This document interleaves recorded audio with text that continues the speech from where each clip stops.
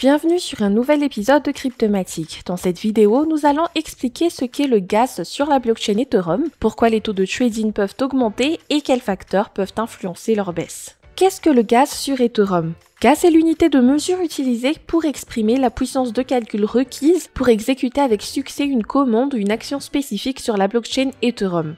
Ainsi, chaque action nécessitera gas, de la vérification du solde à la soumission d'une transaction. Une analogie peut être faite avec l'utilisation du carburant nécessaire pour qu'une voiture se déplace d'un point A à un point B. Cependant, le montant de gaz requis pour appliquer chaque condition établie dans un contrat intelligent ne nous dira pas exactement combien nous devons payer pour répondre à ces exigences. Pour connaître le coût, nous devrons multiplier le montant de gaz affecté à une opération spécifique par le coût actuel de cette unité, c'est-à-dire les frais de gaz. Que représentent les frais de gaz ? En termes simples, si le gaz était le carburant, les frais de gaz seraient son prix unitaire. Ainsi, les frais de gaz font référence à la commission ou au coût requis pour mener à bien une transaction ou exécuter un contrat sur la blockchain Ethereum. Ce prix est estimé en sous-unité de la crypto-monnaie Ether, souvent appelée GUE ou dans d'autres cas Nano-Ether. Expliqué d'une autre manière, les GUE sont à l'ETH ce que sont les centimes d'euros à l'euro. Un seul GUE équivaut à 10 puissance moins 9 ETH. Ces frais sont utilisés pour allouer les ressources nécessaires à la machine virtuelle Ethereum afin que toute application décentralisée sur le réseau, y compris les contrats intelligents, puisse être auto-exécutable de manière sécurisée et décentralisée. Comment varient les frais de gaz ? Les mineurs d'Ethereum, c'est-à-dire ceux qui effectuent toutes les tâches importantes de vérification et de traitement des transactions sur le réseau Ethereum, reçoivent des frais de gaz en échange de leurs services de calcul. Si le prix plafond du gaz est trop bas, les mineurs peuvent préférer ignorer ces transactions. En conséquence, le prix du gaz peut fluctuer avec l'offre et la demande de puissance de traitement. Il faut rappeler également que gaz est un concept qui n'existe qu'au sein de la machine virtuelle Ethereum et que l'utilisateur paiera la transaction en ETH ou ses sous-unités. En fait, le but est d'avoir une séparation claire entre l'unité de mesure pour la puissance de calcul nécessaire et le prix de la crypto-monnaie ETH, de sorte que les fluctuations des prix de l'ETH ne modifient pas le coût réel des transactions.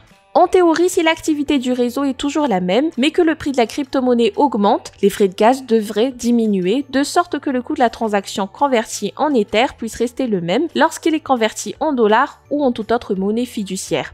En réalité, l'augmentation de l'activité du réseau détermine également l'augmentation du prix de la crypto-monnaie. Comment l'activité du réseau influence-t-elle le coût des transactions ?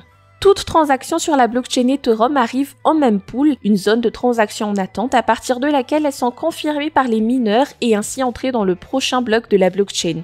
Il existe également un facteur appelé maximum gas limit, c'est-à-dire un nombre prédéterminé de transactions pouvant être incluses dans un bloc.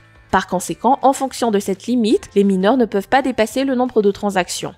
Naturellement, les mineurs préférant valider les transactions avec des frais de gaz plus élevés. Par exemple, si dans ce même pool il y a 1000 transactions en attente, mais la limite ne permet pas la validation de plus de 300 transactions, dont le total de gaz correspond à la limite de gaz maximale, les mineurs préférant classer seulement 300 des 1000 transactions en sélectionnant celles qui sont les plus rentables pour eux.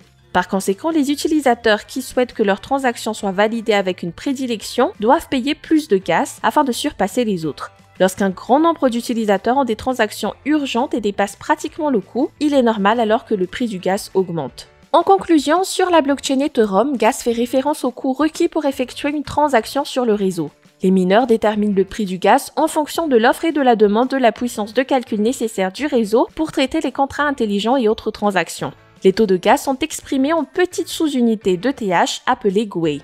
La valeur du gaz pour le traitement du réseau est établie en fonction de l'urgence d'effectuer des transactions et est différente de la façon dont le prix du marché reflète la valeur de la crypto-monnaie Ether ou de son évolution en fonction de la dynamique d'achat et vente. J'espère que vous avez aimé la vidéo d'aujourd'hui et si vous avez d'autres questions sur les gaz sur l'Ethereum, n'hésitez pas à nous les laisser en commentaire.